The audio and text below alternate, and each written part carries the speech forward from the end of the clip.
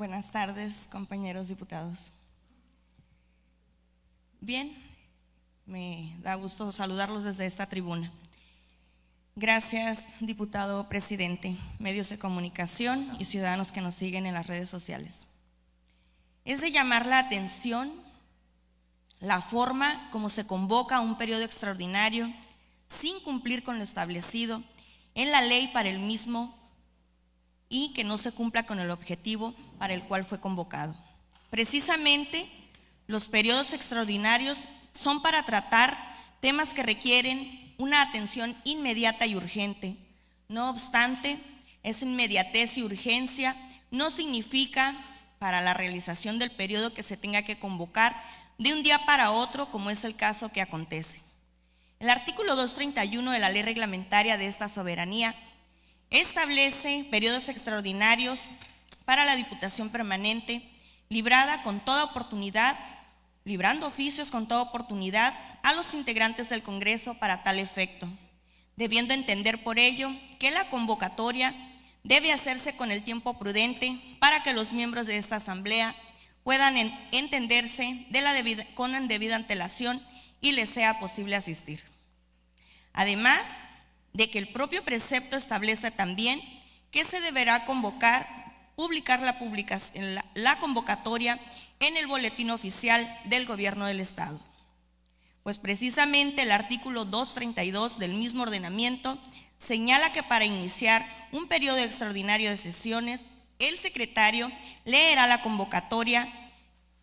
publicada en el Boletín Oficial, situaciones que no ocurrieron y por tanto este periodo extraordinario, al no cumplir con los requisitos legales para su convocatoria, es a todas luces ilegal.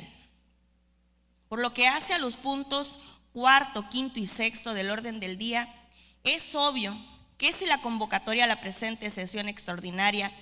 se realizó de manera atropellada, por decirlo menos, con lo cual no cumplieron con los requisitos esenciales que ya señalé, los dictámenes presentados para su discusión y aprobación no cumplen con ningún elemento para considerarse como tales. En efecto, de la lectura de los mismos se desprende que la Comisión Permanente de Asuntos Fiscales y Administrativos no realizó un análisis legal para controvertir uno a uno los argumentos esgrimidos por el Poder Ejecutivo para vetar los decretos en cuestión. Tal es el caso del veto total a la Ley de Ingresos para el ejercicio fiscal 2021, en el que la referida comisión solamente se limita a señalar que, a su consideración, no se afectó el balance presupuestario de ingresos sin ningún argumento que sustente su dicho. Por lo que hace al veto total, el presupuesto de egresos, la comisión únicamente señala que considera que no se afectaron en ningún momento sectores primordiales y esenciales para la población sudcaliforniana con las reasignaciones y recortes que realizó en su momento al presupuesto,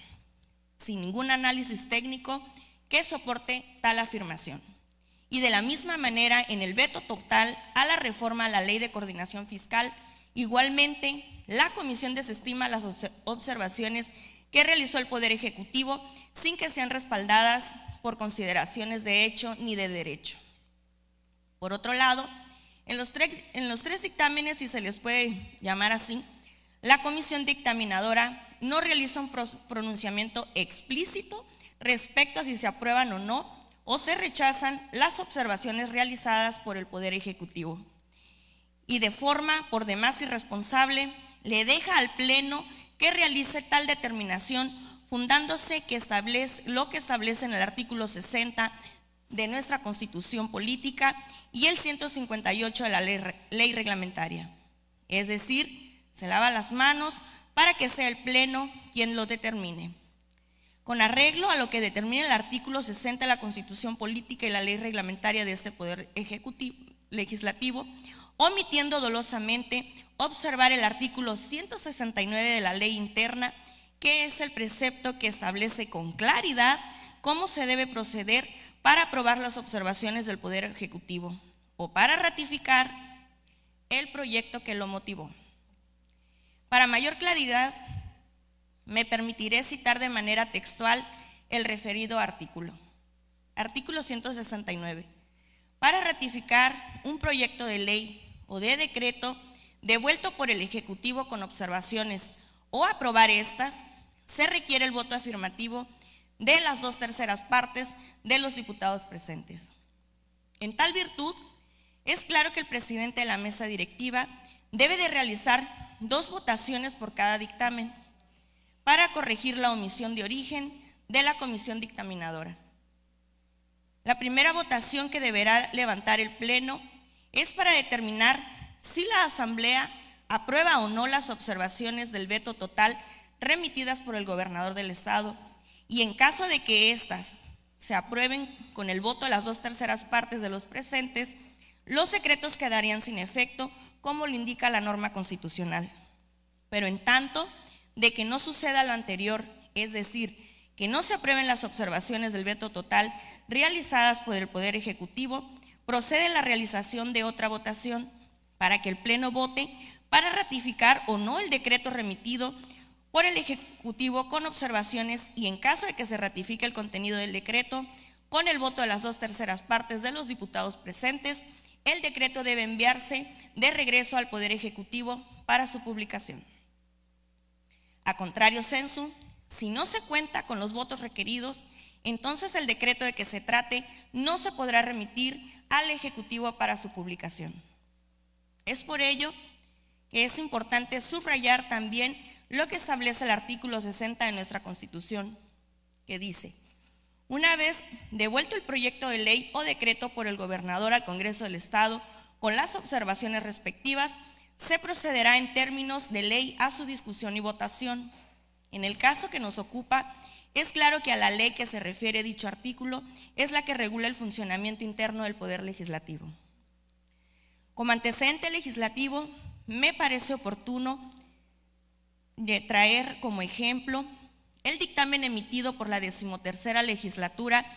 en la sesión del 17 de agosto del 2015, con arreglo al artículo 169 de la ley reglamentaria que nos rige,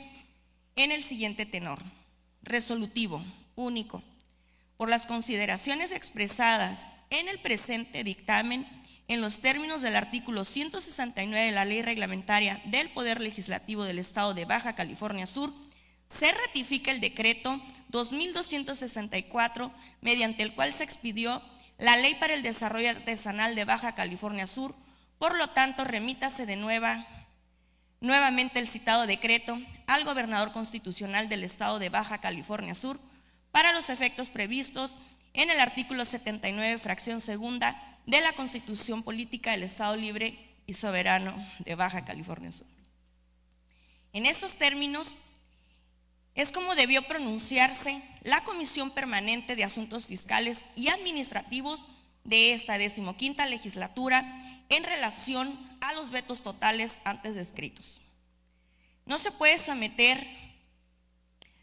de esta manera omisa al Pleno, y mucho menos el presidente de la mesa directiva debe permitir que se proceda al margen de la ley.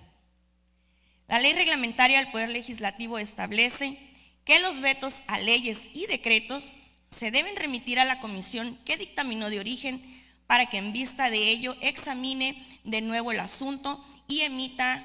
su parecer, y eso no es otra cosa que determinar si son de aprobarse o no las observaciones que formuló el gobernador del Estado, o si se ratifican los decretos que sean devueltos al Poder Ejecutivo para su publicación.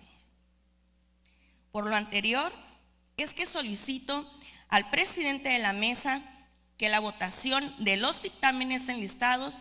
se apeguen a lo que establece el artículo 169 de la ley reglamentaria del Poder Legislativo del Estado de Baja California Sur,